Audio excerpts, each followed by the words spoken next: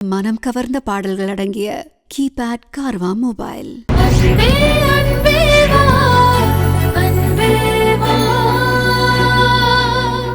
வருணோட வாழ்க்கையில கண்மணி வந்த பிறகாவது 2 பேரும் நிம்மதியா சந்தோஷமா வாழ ஆரம்பிப்பாங்க. இந்த வீட்டுக்கு ஒரு வாரிசை பெத்து கொடுப்பாங்க அப்படின்னு ஒரு பக்கம் பார்வதி கனவு கோட்டையெல்லாம் கட்டிக்கிட்டு இருக்க, இன்னொரு பக்கம் வருணும் கண்மணியும் அக்ரிமெண்ட் வச்சு வாழ்ந்துகிட்டு இருக்காங்க. இது ஒரு கட்டத்துல பார்வதிக்கு தெரிய வருது. ரொம்பவே குளிர் ஜுரம் வந்த மாதிரி பார்வதி நடுங்கிக்கிட்டு ஹாஸ்பிட்டல்ல அட்மிட் ஆயிருக்காங்க. அவங்க உடனே ஃபேமிலி ஜோசியருக்கு கால் பண்ணுங்க அப்படின்னு சொல்லும் போது வருண் கால் பண்ணி வீட்டுக்கு வர சொல்றாரு ஜோசியரை. ஜோசியரும் நல்லா அலசி பார்த்து ஜாதகத்தை கணிச்சதுக்கு அப்புறமா பார்வதி அவங்களுக்கு ஒரு பெரிய கண்டம் இருக்கு அப்படிங்கிற மாதிரி சொல்றாரு. பார்வதி, வருண், கண்மணி 3 பேரும் மாத்தி பாந்தி பாத்துக்கிறாங்க. பார்வதிக்கு உடம்பு சீக்கிரமா சரியாகணும் அப்படின்னா கோயில்ல ஒரு பரிகாரம் பண்ணணும் அப்படின்னு சொல்றாங்க. அது என்ன பரிகாரம்னா, வருண் கண்மணியை தூக்கிக்கிட்டு கோயிலை சுத்தி 3 தடவை அடி பிரதர்ஷனம் பண்ணணும் அப்படின்னு சொல்ல, இதை கேட்டதுமே வருணுக்கு பயங்கரமான ஷாக்கு. ஆனா இன்னொரு பக்கம் வருணும் கண்மணியும் அடி பிரதர்ஷனம் பண்ணும்போது அதை பார்த்து ரொம்பவே சந்தோஷப்படுறாங்க பார்வதியும் கண்மணியோட அப்பாவும். அப்பாடா, நாம நினைச்ச பிளான் நல்லபடியா நடக்குதே அப்படிங்கிற சந்தோஷத்திலே இருக்காங்க பார்வதி. தனக்கு உடம்பு சரியில்லை அப்படிங்கறதால இந்த மாதிரியான பரிகாரங்கள்லாம் செய்யணும் அப்படின்னு ஜோசியரை வச்சு பார்வதி ஒரு செட்டப் பண்றாங்க. அதுக்கேத்த மாதிரியே ஒவ்வொன்றும் நடந்துகிட்டு இருக்கு. அதுக்கேத்த மாதிரி ஜோசியர் அடுத்ததான் ஒரு பரிகாரம் சொல்றாரு.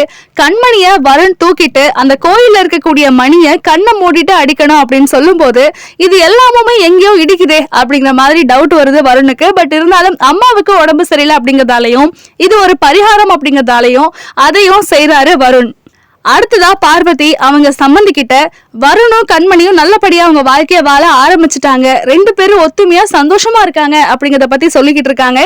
அது எப்படி உங்களுக்கு தெரியும் அப்படின்னு கண்மணியோட அப்பா கேள்வி கேட்கும் போது, நான் பப்புவை விட்டு செக் பண்ண சொல்லியிருக்கேன் அப்படின்னு சொல்லிக்கிட்டு இருக்காங்க.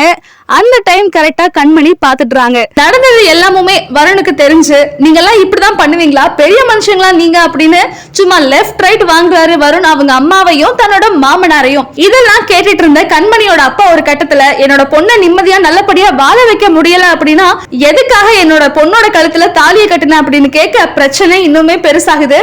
இன்னொரு பக்கம் வாசுகியும் மாதவனும் நடக்கிற எல்லாத்தையுமே பார்த்து ரொம்பவே சந்தோஷப்பட்டுட்டு இருக்காங்க. ஒரு கட்டத்துல பிரச்சனை அதிகமாக கண்மணியோட அப்பாவை வருண் தரன்னு வீட்டை விட்டு வெளியில வந்து விட்டுடுறாரு. இதை பார்த்துட்டு இருந்த கண்மணிக்கு பயங்கரமான ஷாக்கு. இருந்தாலும் அப்பாவுக்கு ஆதரவா பேசுறாங்க கண்மணி. ஒரு பக்கம் அப்பா, இன்னொரு பக்கம் கணவர் அப்படின்னு ரொம்பவே தர்ம சங்கடமான சூழ்நிலையில மாட்டிக்கிறாங்க கண்மணி.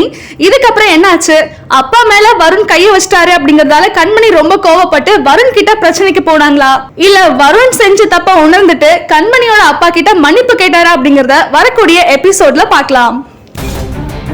நீங்க 2 பேரும் பெரிய மனுஷங்க தானே, உங்க 2 பேருக்கு வெக்கமா இல்ல? மரியாதை அங்க இருந்து போயிடுங்க. உன்னால வாழ வைக்க முடியலனா ஏன் அவ கழுத்துல தாலி கட்ட சொல்லியா? கிருஷ்ணா, அப்பா, கிருஷ்ணா, வருண், கண்மணி, நான் உங்களை சும்மா விட மாட்டேன். இந்த வீடியோ உங்களுக்கு பிடிச்சிருந்தா லைக் பண்ணுங்க, கமெண்ட் பண்ணுங்க, ஷேர் பண்ணுங்க and மறக்காம சரிகமா டிவி ஷோஸ் தமிழுக்கு சப்ஸ்கிரைப் பண்ணுங்க.